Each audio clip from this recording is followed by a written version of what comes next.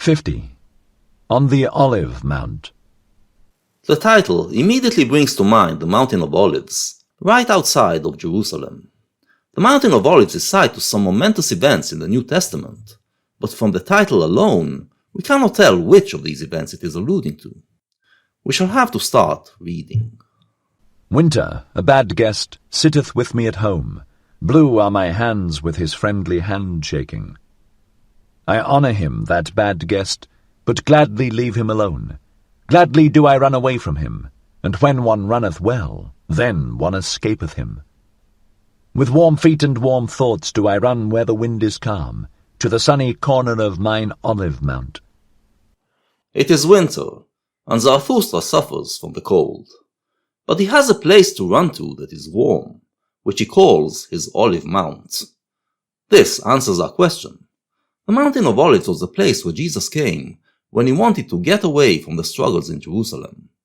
It is a metaphor for a place of escape, and for Zarathustra it is a spiritual place, where he is alone with his thoughts that keep him warm. There do I laugh at my stern guest, and am still fond of him, because he cleareth my house of flies, and quieteth many little noises. For he suffereth it not, if a gnat wanteth to buzz, or even two of them. Also the lanes maketh he lonesome, so that the moonlight is afraid there at night. A hard guest is he, but I honour him, and do not worship, like the tenderlings, the pot-bellied fire idol. Better even a little teeth-chattering than idle adoration, so willeth my nature. And especially have I a grudge against all ardent, steamy fire idols. The fire idol is simply the fireplace that European people like to sit by at winter and feel warm and cozy. Zarathustra rejects such artificial devices as false idols. He is about overcoming unpleasant things and turning them into pleasant ones, so it is his spirit that must find a way to overcome the cold. Artificial means will only make him complacent, instead of facing the cold and defeating it. To defeat something spiritually, you must first of all find good things about it. The first good thing that he finds is that it keeps away the flies. This is true. Flies usually stay away from the cold, but I think Zarathustra is also alluding to the people he referred to as the flies in the marketplace, those people who buzz around you and suck your spirit dry. The cold keeps them away as well, so Zarathustra welcomes it. Him whom I love better in winter than in summer. Better do I now mock at mine enemies, and more heartily, when winter sitteth in my house. Heartily, verily, even when I creep into bed, there still laugheth and wantoneth my hidden happiness, even my deceptive dream laugheth. I, a creeper? Never in my life did I creep before the powerful, and if ever I lied, then did I lie out of love. Therefore am I glad even in my winter bed. A poor bed warmeth me more than a rich one, for I am jealous of my poverty, and in winter she is most faithful unto me. The second good thing about the cold of winter is that it makes him feel more real, more authentic. Therefore, even though he suffers from the cold, he still welcomes it. And the warmth of his mental olive mount ensures that he never succumbs to the cold. With a wickedness do I begin every day. I mock at the winter with a cold bath. On that account grumbleth my stern housemate. Also do I like to tickle him with a wax taper, that he may finally let the heavens emerge from ashy grey twilight. He is even defying winter, doing things that increase his suffering, just to show that winter cannot defeat him. For especially wicked am I in the morning, at the early hour when the pail rattleth at the well, and horses neigh warmly in grey lanes. Impatiently do I then wait, that the clear sky may finally dawn for me, the snow-bearded winter sky, the hoary one, the white head. The winter sky, the silent winter sky, which often stifleth even its sun. Did I perhaps learn from it the long, clear silence? Or did it learn it from me? Or hath each of us devised it himself? Recently, in the chapter titled Before Sunrise, we saw him feeling affinity to the clear blue sky, which represented to him his aesthetic sense. Now, he expresses affinity to the sky covered with white clouds as well. The clouds block the sunlight, the metaphor of being enlightened, but we know that the sun will eventually reappear. It becomes, then, a metaphor for intellectual patience, learning to wait until illumination presents itself. Of all good things the origin is 1,000-fold. All good roguish things spring into existence for joy. How could they always do so, for once only? A good roguish thing is also the long silence, and to look like the winter sky out of a clear, round-eyed countenance. Like it to stifle one's sun, and one's inflexible solar will. Verily this art and this winter roguishness have I learnt well. You must have this patience, because the good ideas that are born in you take time until they ripen. Keep them hidden, like the sun behind the clouds, until they are ready to come to the world and bring new light. Note that Zarathustra takes all his metaphors from nature, the nature that we all know, and equates them to his mental states. It is a manifestation of his conviction to remain true to the earth. My best loved wickedness and art is it, that my silence hath learned not to betray itself by silence. Clattering with diction and dice, I outwit the solemn assistants. All those stern watchers shall my will and purpose elude, that no one might see down into my depth and into mine ultimate will. For that purpose did I devise the long, clear silence. Zarathustra is admitting here that he has not told us everything about his intentions.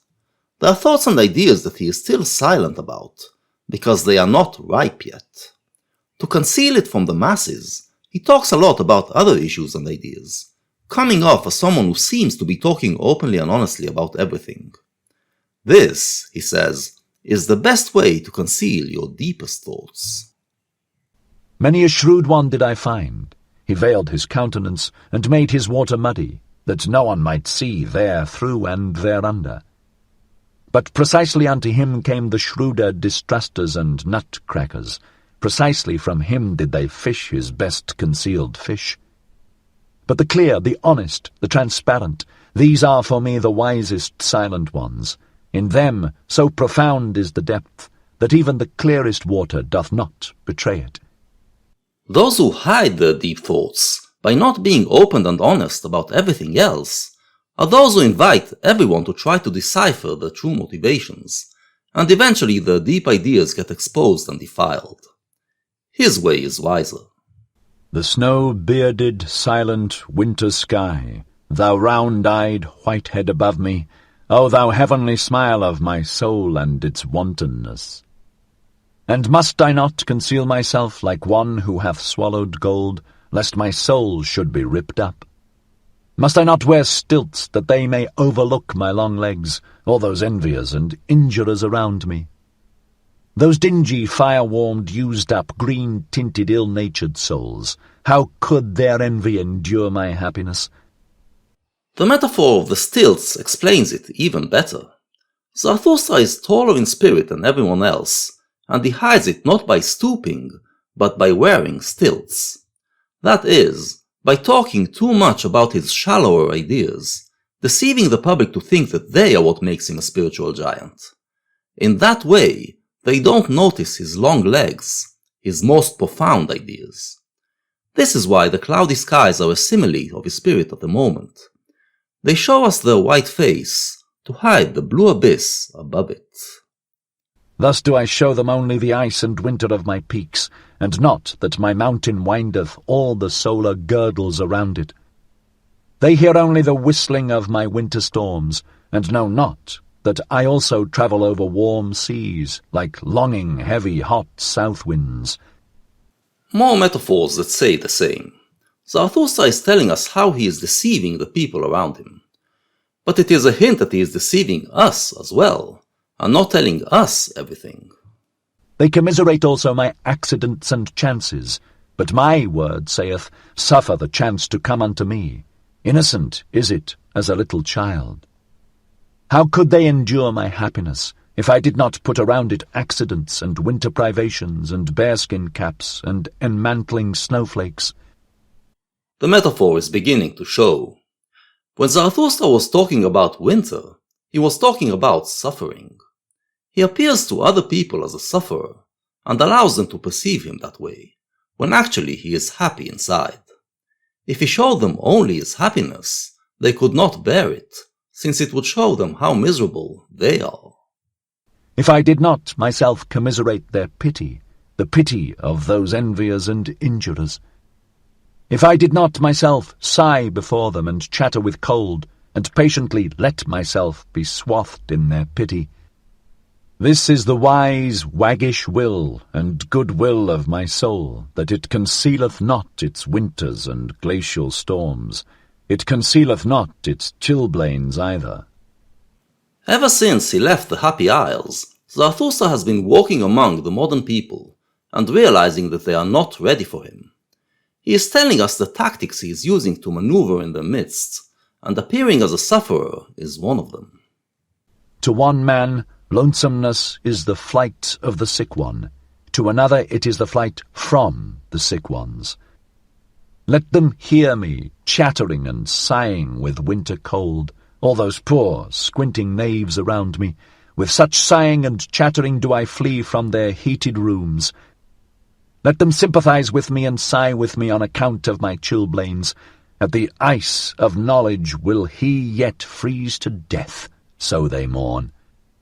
Thus, he can walk among them, while at the same time keeping his distance from them, not allowing himself to be infected by their ailing spirits.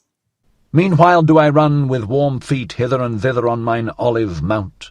In the sunny corner of mine olive mount do I sing and mock at all pity. Thus sang Zarathustra. He is, then, walking among them like Jesus in Jerusalem, appearing to be suffering from its freezing winter, when his spirit actually dwells in the Mount of Olives, where it is warm and happy. For now.